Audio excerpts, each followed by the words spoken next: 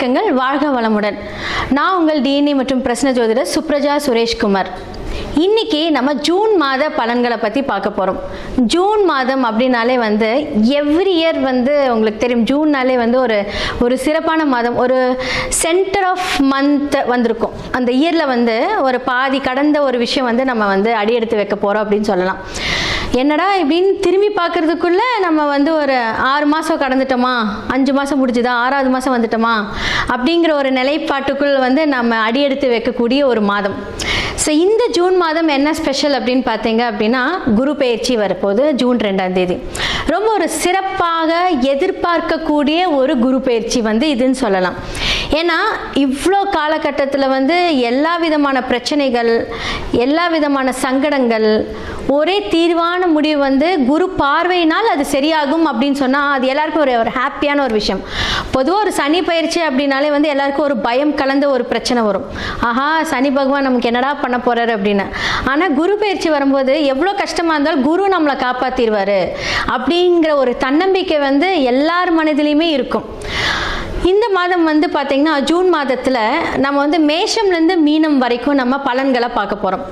So யாருக்கெல்லாம் தொழில் அமைய போகுது, யாருக்கெல்லாம் கல்யாணம் அமைய போகுது, யாருக்கெல்லாம் லவ் சக்ஸஸ் ஆக போகுது, முக்கியமாக எல்லாருக்குமே ஃபினான்ஷியல் ஸ்டெபிலிட்டி ஒவ்வொரு ராசிக்காரர்களுக்கும் இந்த மாதத்தில் எப்படி இருக்குது அப்படின்னு நம்ம பார்க்க போகிறோம். முக்கியமாக யாரெல்லாம் ஜாக்கிரதையாக இருக்கணும். என்னடா இது ஒரு ஹாப்பியான ஒரு விஷயம் கேட்கும்போது நமக்கு கேட்கவே காதில் ரொம்ப நல்லாயிருக்கும். ஆனால் சில விஷயங்கள் ஜாக்கிரதையாக இருக்கணும் அப்படின்னு சொல்லும்போது எல்லாருக்குமே ஒரு பயமாக இருக்கும். என்ன சொல்ல போகிறாங்க, நம்ம என்ன பண்ணணும் அப்படின்னு. ஏன்னா ஒவ்வொரு ஜாதகம் ஒவ்வொரு விதிப்படி நடக்கும்.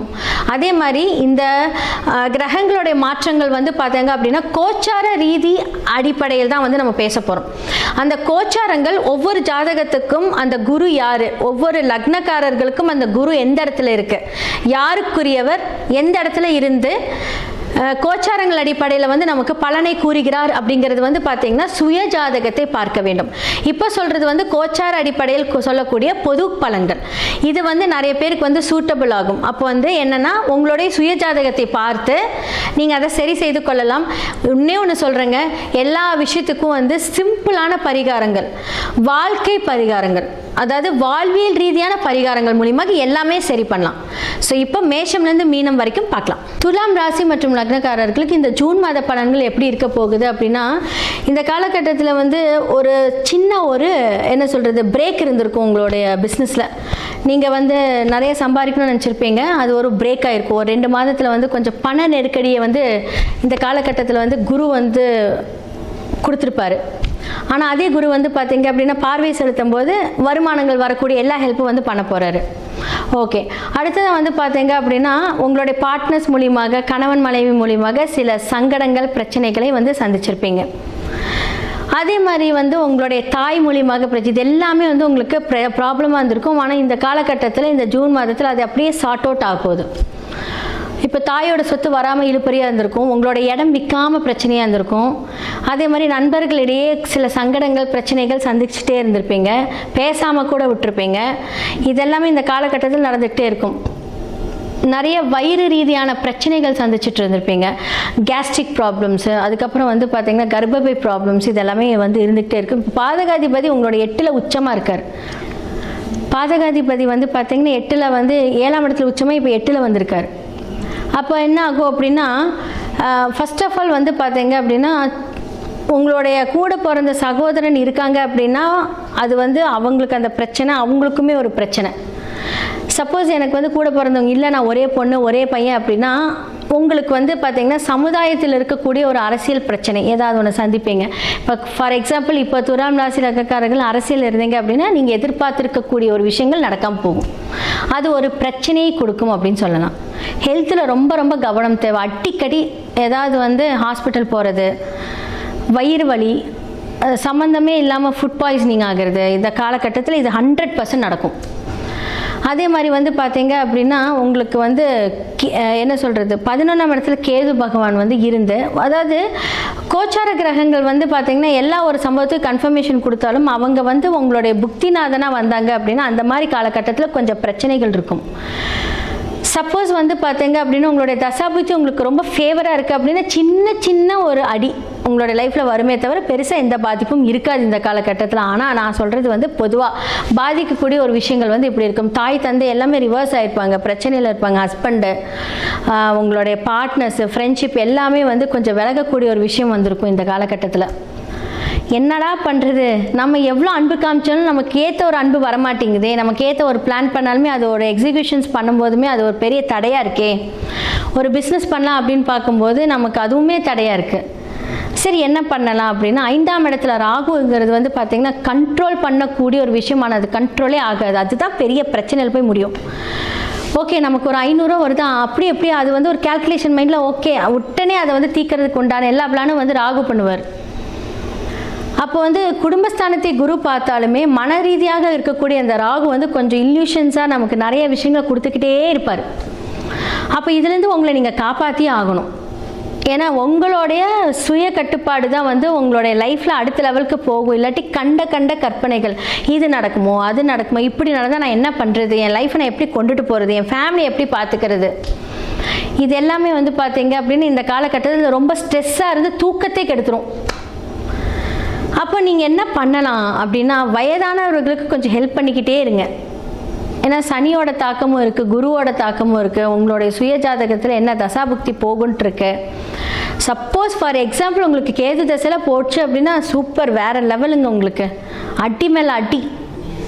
எவ்வளோ நீங்கள் ஹார்ட் ஒர்க் பண்ணாலுமே அதை வந்து கொண்டுட்டு போகிற விதத்தில் வந்து கொஞ்சம் பிரச்சனையை சந்திச்சுட்டு இருந்திருப்பீங்க. ஸோ இதுக்கு தான் நான் சொல்கிறேன், சுய ஜாதகத்தை பார்த்து அதை சரி செய்துக்கிட்டீங்க அப்படின்னா சூப்பர்.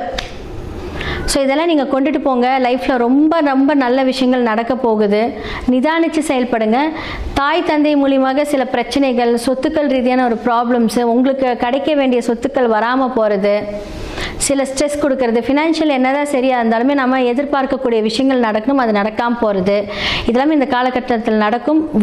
வயிறு சம்மந்தப்பட்ட பிரச்சனை, அதே மாதிரி வந்து பார்த்திங்கன்னா கர்ப்பப்பை எடுக்கக்கூடிய ஒரு சூழ்நிலை, இது எல்லாமே வந்து பார்த்திங்கன்னா இந்த காலகட்டத்தில் நடக்கும்.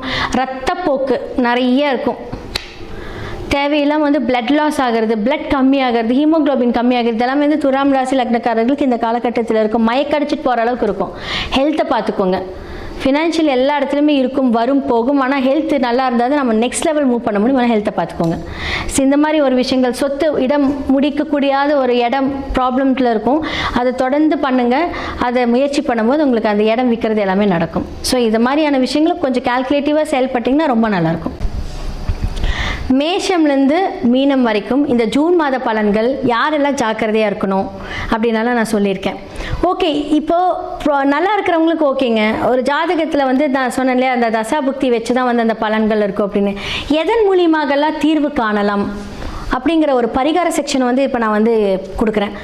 ஜெம்ஸ்டோன்ஸ் போட்டிங்க அப்படின்னா இதோட அதிர்வலைகளை குறைக்கலாம்.